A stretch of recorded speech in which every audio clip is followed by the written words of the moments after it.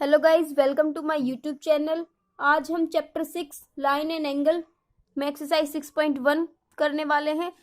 और अगर आपने अभी तक इस चैप्टर का इंट्रोडक्शन वीडियो नहीं देखा है तो पहले जाके इंट्रोडक्शन वीडियो को देख लीजिए ताकि आपको चैप्टर आगे समझ में आ सके। इंट्रोडक्शन वीडियो का लिंक मैंने डिस्क्रिप्शन बॉक्स में डाल दिया है, आप वहां से भी इसको देख सकते हैं। तो बिना देर किए आइए वीडियो को स्टार्ट करते हैं। सबसे पहले देखते हैं एक्सरसाइज 6.1 का क्वेश्चन नंबर फर्स्ट। इसके अंदर है कि एक फिगर दे रखी है और लाइन ए बी और सी डी इंटरसेक्ट करती है ओ पॉइंट पे।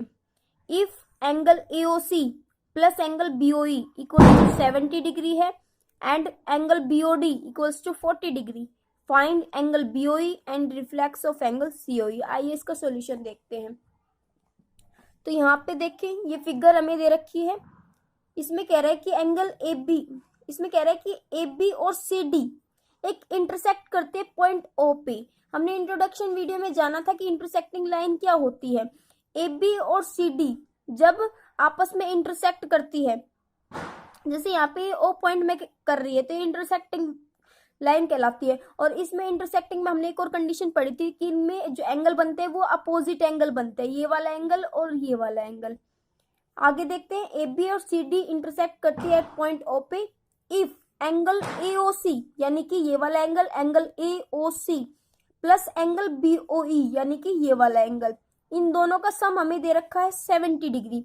अगर मैं इस एंगल को मान लू 1 और ये वाला एंगल हो जाएगा हमारा 2, तो इनका सम हमें दे रखा है 70। तो हम लिख सकते हैं एंगल 1 प्लस में एंगल 2 इज इक्वल टू में हो जाएगा 70 डिग्री। आगे देखें, एंगल बीओडी इक्वल्स टू में 40 डिग्री। ये जो बीओडी है, बीओडी ये हमें दे रखा है 40 डिग्री। फाइंड एंगल बीओई यानी कि ये वाला एंगल निकालना है एंड रिफ्लेक्स ऑफ सीओई, और सीओई का रिफ्लेक्स निकालना है। ये बाद में निकालेंगे, पहले इसको देखते हैं। एंगल बीओई निकालना है हमें।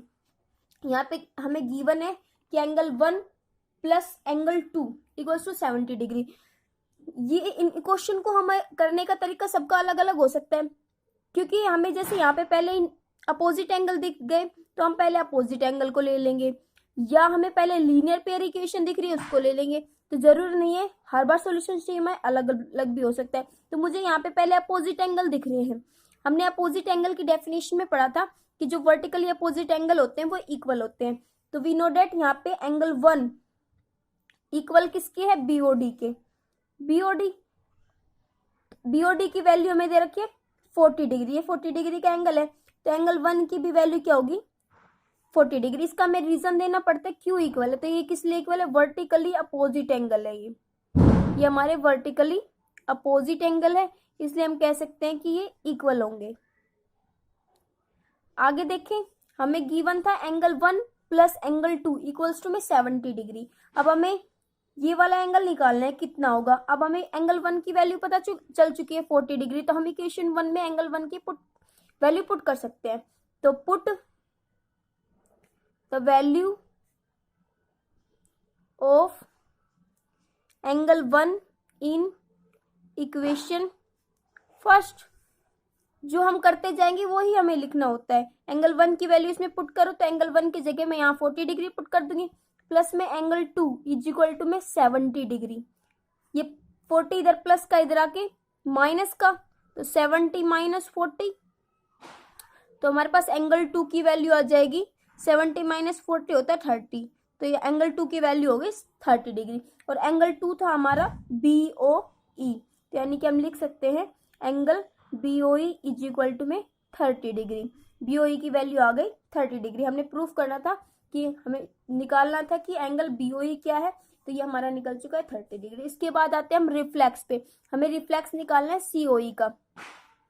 COE का रिफ्लेक्स, तो ये वाला एंगल हमारा COE। रिफ्लेक्स में हमने पढ़ा था रिफ्लेक्स कैसे निकालते हैं इंट्रोडक्शन वीडियो में, कि जो ये वाला है इसके बाहर वाला जितना भी एंगल बनता है ये इसका रिफ्लेक्स कहलाता है।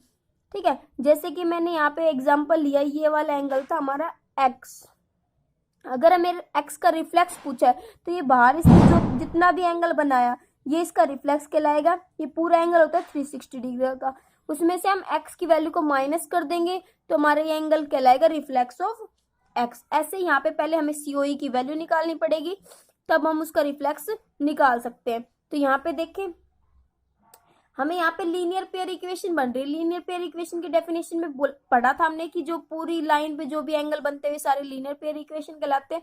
तो AOC plus COE plus BOE, ये तीनों का सम कितना होगा, 180 डिग्री होगा, और ये लीनियर पेयर इक्वेशन से।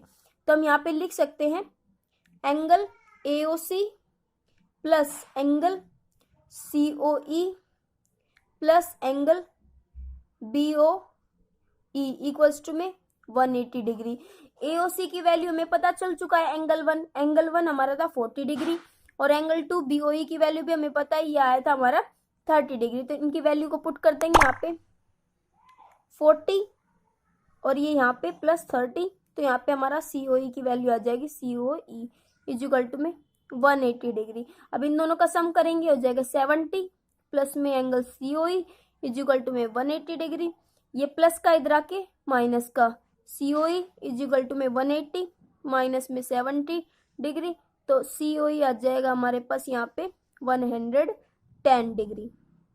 अब हमें निकालना तो इसका रिफ्लेक्स पूछा था हमसे, रिफ्लेक्स, इस एंगल का रिफ्लेक्स। अब हम देखें एंगल COE हमारा निकल के आया है 110 का, तो रिफ्लेक्स हमें निकालना आता है 360 में से उस एंगल की वैल्यू को लेस कर देते हैं। तो यानी कि 360 डिग्री माइनस में 110, तो ये हमारे पास आ जाएगा 250 डिग्री का एंगल। तो रिफ्लेक्स ऑफ एंगल आ जाएगा 250 डिग्री का। आई होप आपको समझ में आया होगा।